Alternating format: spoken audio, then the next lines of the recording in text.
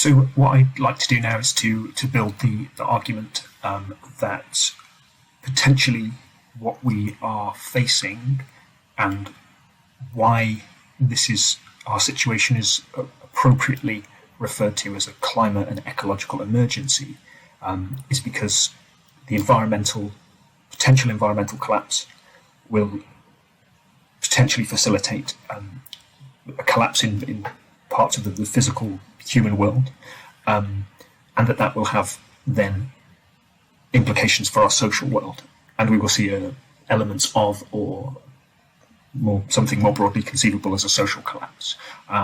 So I want to talk about this, and I want to specifically talk with reference to food, to echo the points made by Rupert Read a little bit earlier. So we are all probably quite familiar with pictures that we've seen in the press where extreme weather events cause damage to crops. Tends not to affect us. Let me just have a look. This is a crop in Puerto Rico where a storm destroyed 80% of the crop by value. Again, this is not saying that the reason that this crop was destroyed is because of climate change, but my argument is premised on this relationship between the idea that certain global conditions give rise to growing frequency and intensity of dangerous and violent weather events, and this is something that's driven by climate change. So we can see empirically, again, what happens when certain weather events occur. We can think about what it means in the future if these events are more likely and more severe. A little self-indulgent story, if I may. Last year, in the 2019-2020 term, I opened the Environmental Principles module by talking about why it mattered to us with reference to food. And with reference to the Food and Agricultural Organization's Global Food Price Index. Now, this provides us with a benchmarking of food prices for a significant amount of modern human history. And I started in the week one lecture in 2019 with the latest data that I had. And I said, if you have a look at this graph, you can see the red line here is 2019. Those food prices are growing, and I made an argument that was potentially relatable to some of these processes around climate change that are happening now. Not to say it's exclusively to do with climate change, but it's likely related. I made an argument. I was then a little bit self-congratulatory because later in the term, when we got to the climate change, I did this bit talking about food, and I was able to look at the growth. So here we can now see on the orange is 2019. So prices continued to rise. They dipped a bit, and then they absolutely accelerated and rocketed up towards December. I think actually I'm an image missing here, but as of the beginning of 2020, global food prices were the highest on this graph.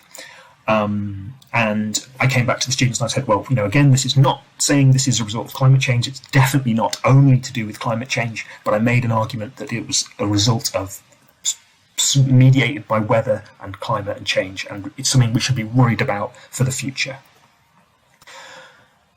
I've just got the most recent data, and here we see we've got 2021. So with the orange line, we can see ending on the right-hand side of the graph, so just below 0.9, and 2021. So the indices is sort of recalibrated. But if you just look at the image, you can see that at the start of 2021, the global index of food prices was higher again than it's all of the other times on this graph.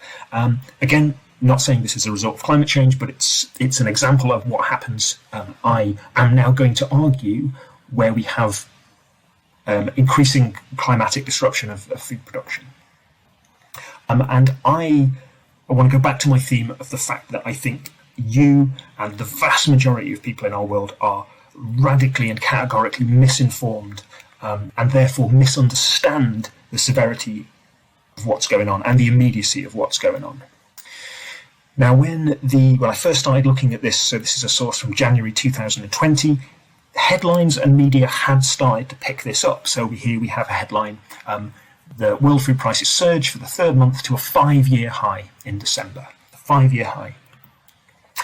Looking a bit more recently, February 2021, again, major headline from a pretty prominent publication. FAO's food price index is at its highest level since July 2014. So 14, 15, 16, 17, 18, 19, 20, 21. So that's now 7 years.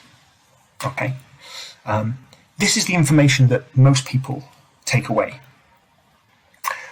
What I like to do is to go back to the FAO's food price index over its entire history and just do a little exercise. So what I'm going to take here is the real price of food for the index. This basically reduces or tries to smooth out the more artificial effects of inflation. So the nominal price is like the sort of the cash price you would pay in a shop, if you like. The real price is the sort of adjusted real background price, so the best way to compare over time. And this is not complicated maths. This is a little red line that goes from actually just a little bit under the top of the current food price index in 2021 and traces back. And what we can see here is that, yes, the current food price index is the highest since about 2014, when the nominal price was higher. But if we keep going, once we get to sort of 2008, it's actually not the highest, so the historical is not the highest, and 2021 is the highest again. And we then have to go all the way back to the 1970s to find another time in modern history when the food price, the index food price, has been higher. And the reason that it was higher in the 1970s is there was a massive global oil crisis which totally destroyed the entire global economy, not destroyed, but seriously impacted the global economy. So that was a really, really unique event. So if we discount that, we can keep going. And basically what we're saying here is the current food price is higher than it has been for pretty much the entirety of all modern history. It is harder to buy food now in 2021 than it has been for virtually the entire modern history of our civilization and society. So if you are wondering why it is maybe that poverty levels are going up and we're struggling to meet our targets for reducing hunger, this is probably the answer. And this is the truth about what is happening with food prices. Now, can I tie this back to climate change and our climate emergency? I want to, because again, I think the vast majority of people are misinformed and therefore misunderstand. Let's take another headline from February 2021. COVID here is getting firmly and unitarily blamed for the increase in food prices, and the obvious next question is, well, can we trade our way out of this problem? This is a very pernicious and unhelpful headline, and it's doing what I was trying to do in our workshop about land use change. It's trying to trap you into thinking within a certain narrow, confined box. Oh yeah, COVID, that's had an impact. What can we do about that? I'm not going to suggest that COVID hasn't had an impact on global food supply. It is very obviously empirically observable that this has been the case. But the question is this the thing to concentrate on? And I think the answer is no, and I think we need to start realizing that this is about weather, and this has therefore implications for what is happening with climate change now, and what is likely to happen as the climate emergency will deepen into the future, into the next 5 and 10 and 15 years of your life, 20, 30 years of your life. Let's look at a breakdown of the global food index. So this is all the individual categories that the FAO monitors in terms of the food prices across the world. And you can see here that the major increases in the overall food price have resulted from, well, pretty much everything, but majorly vegetable oils, cereals, and sugar has grown significantly as well. So now let's look at the FAO documents to see what explanations are given as to why this food index has been increasing. And it's certainly true that there are lots of factors that are mentioned. But within these factors, first of all, there is an indirect cause coming from that of climate change.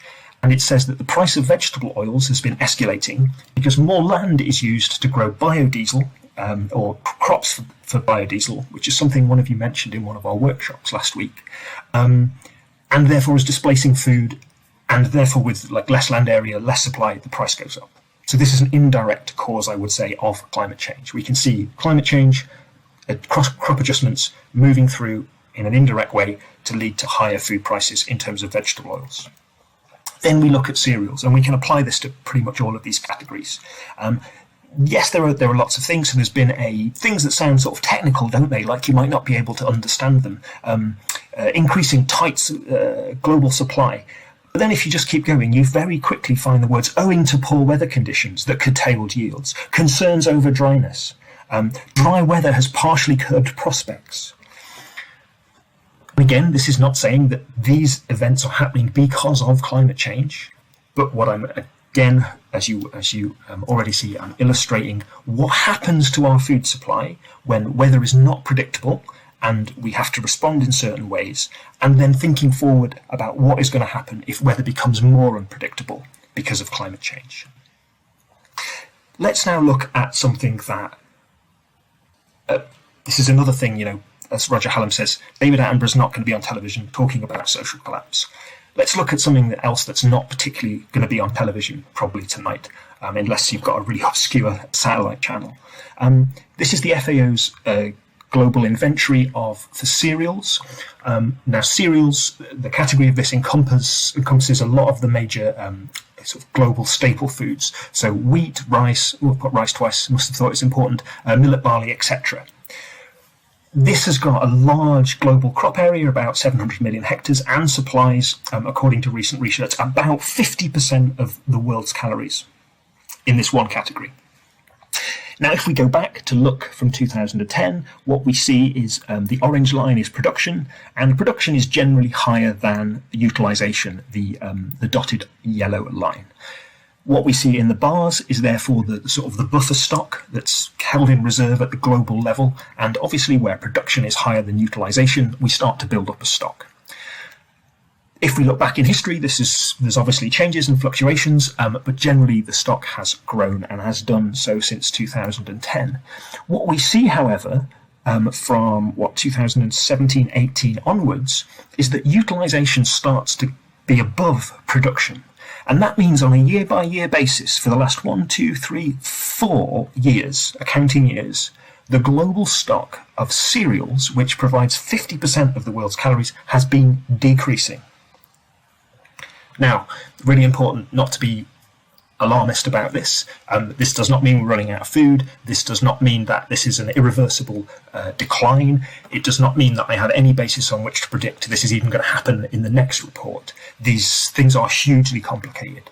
But what I am saying is where we have a documented history of problematic weather, not conducive with efficient and effective production of crops, and where we get other negative shocks, like the appearance of a deadly virus that kills 2.44 million people,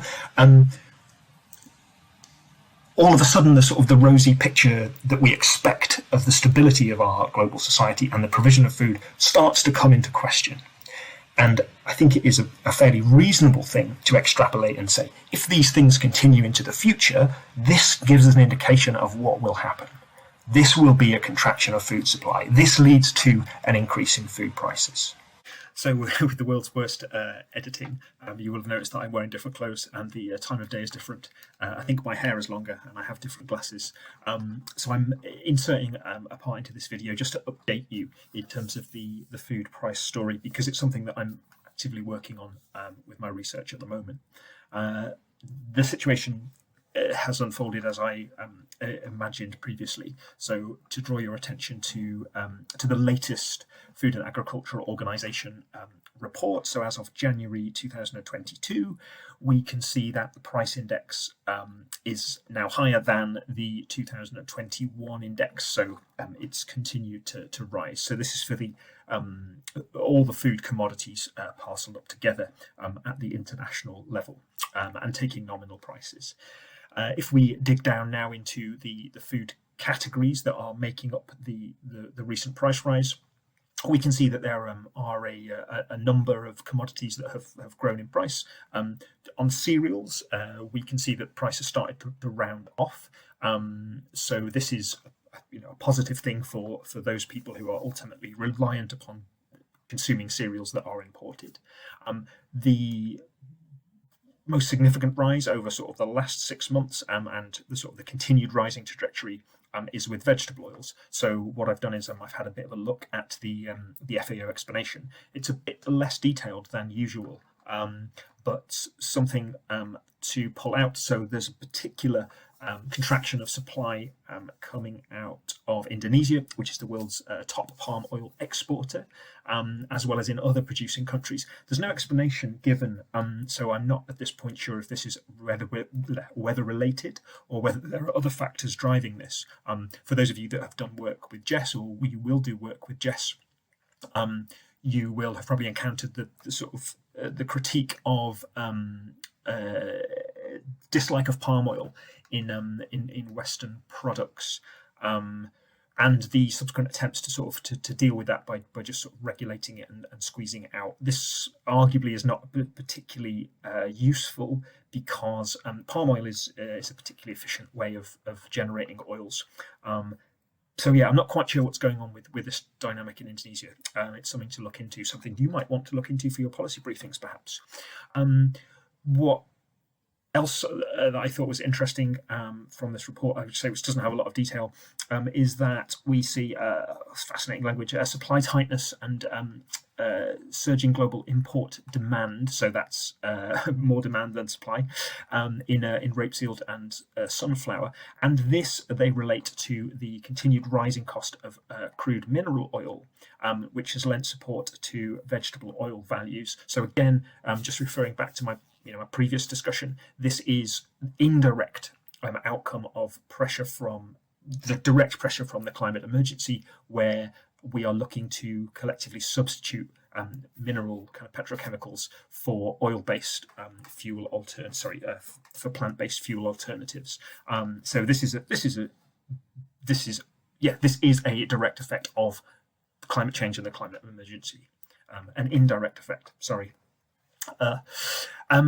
Let's have a look now at the bigger picture, so the composite index, both the real and the nominal prices. Now, I was talking to you about the importance of looking at real prices because they adjust for inflation, particularly for countries that are in the economically developing world. But the reason I wanted to make an update and insert it in such a crude way is because I think this week, this month, or the last 2 weeks are historically unprecedented. What we see is the Food and Agricultural Organization reporting a food price index value in the nominal data set, so the kind of everyday cash prices, not even worrying about inflation and the fact that people need to buy other things that are also increasing in price. But the index value of 135.7, so that's from January this year.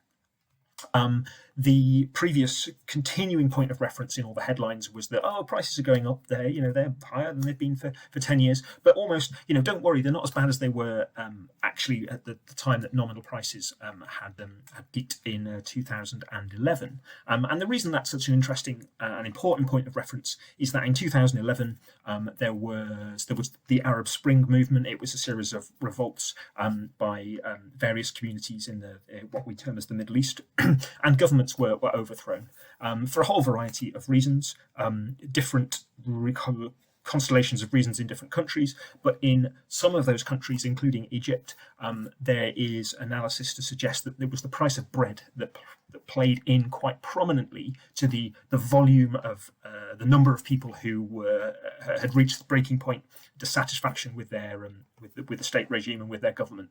And there are lots of really iconic imagery of people kind of campaigning and fighting with bread in their hands as a symbolic representation of their experience and their motivation for engaging in what was revolutionary activity. They actively overthrew their governments.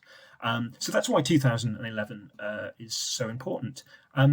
It's therefore, in my view, concerning to say the least that at 135.7 index for January this year is now higher than it was in 2011, 131.9. It's a sort of, in terms of magnitude, it's just a little bit higher. The social fallout of 2011, as I say, was constituted by all sorts of factors, but there's fairly good evidence that food prices were connected to this. So this suggests two important conclusions. First of all, that the international aggregate nominal average price of food in January 2022 is the highest it has ever been in the historical record since the 1960s. I